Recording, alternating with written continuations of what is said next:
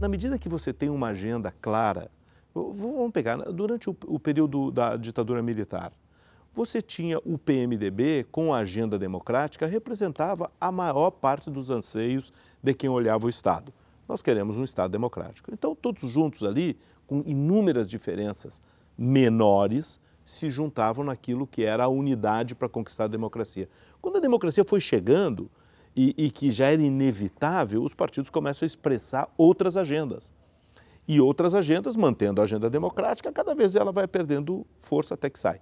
Mas ela vai explicitando. Então, aparecem os partidos que representavam os movimentos dos trabalhadores organizados, vem o PT, e assim por diante. As classes médias urbanas do Centro-Sul, o PSDB, o PMDB sempre representando também esses segmentos em outras regiões, eles expressam anseios que a sociedade tinha. Anseios da regularização da situação macroeconômica do país, que é respondida nos governos Fernando Henrique, o anseio do enfrentamento da pobreza extrema, que é respondida pelo governo Lula no início, são agendas importantes e que tiveram respostas.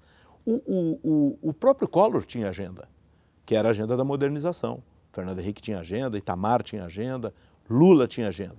Só não tem agenda Dilma. E ela cai. Não tinha agenda. A agenda da Dilma era nenhuma.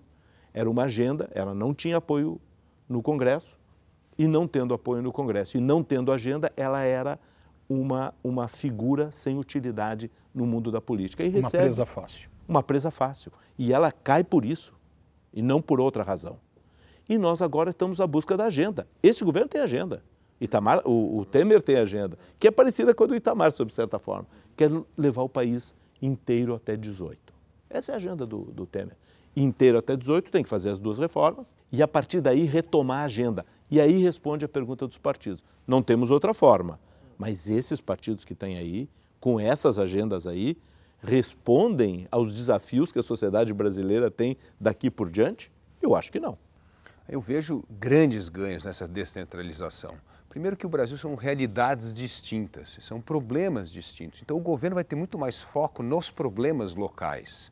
Segunda coisa é que nós vamos transformar estados e municípios em laboratórios, em pilotos de políticas públicas diferenciadas. Nós vamos testar uma política de educação num lugar, de saneamento em outro, de economia de água em outro, né? Então nós vamos poder ter uma coletânea de boas experiências de sucesso que aí sim virariam políticas públicas federais. Um dos desastres que nós temos é um governo federal decidir em cima de várias realidades uma política nacional que não dá certo e ninguém acaba com a política pública. Também tem esse negócio, a política pública que não dá certo, ninguém enterra, não sepulta, aquele negócio fica lá.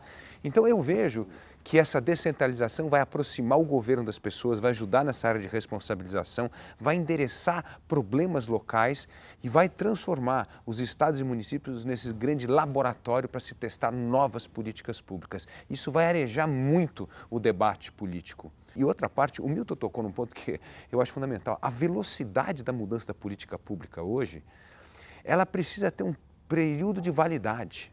Isso é uma coisa muito interessante, em alguns países na Escandinávia já começaram, é o Sunset Clause, a cláusula do pôr do sol.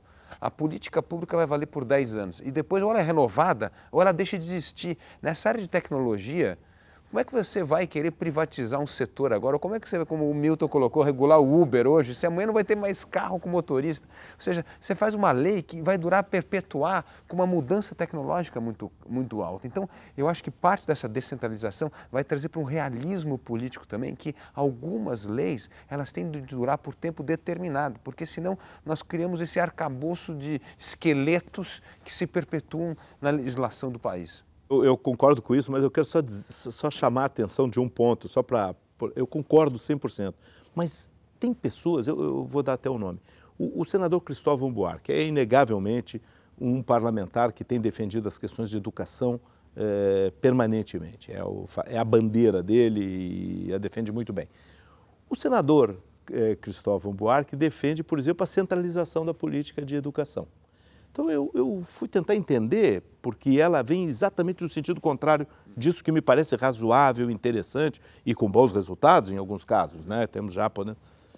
O que ele diz é o seguinte, na verdade, grandes políticas que foram desenvolvidas no passado, que foram a distribuição das responsabilidades da política educacional, que deu aos municípios o ensino fundamental, ao Estado o ensino médio e à União o ensino de terceiro grau, ela foi de uma infelicidade, sob certo aspecto, brutal e até uma injustiça, porque concentrou o dinheiro exatamente naqueles que têm mais capacidade de puxar o dinheiro para si mesmo, que é o ensino de terceiro grau. Claro, os estudantes universitários, os professores universitários são muito mais articulados que os meninos do fundamental e os professores do fundamental. Então, na discussão de dinheiro, para onde foi o dinheiro? Para o ensino superior. É evidente. Então, hoje nós estamos enfrentando uma dificuldade brutal no ensino fundamental, uma dificuldade muito grande no ensino médio, também no ensino superior. E faltou dinheiro para a educação. Do ponto de vista dos recursos que foram para a educação, eles não foram crescentes, eles foram muito maiores que em todos os outros lugares. Então, mostra que essa é uma discussão que envolve você distribuir os recursos, e eu sou plenamente favorável, mas as responsabilidades também. Não, lógico. Caso contrário, com certeza. senão você cria uma situação como essa que a gente está vendo.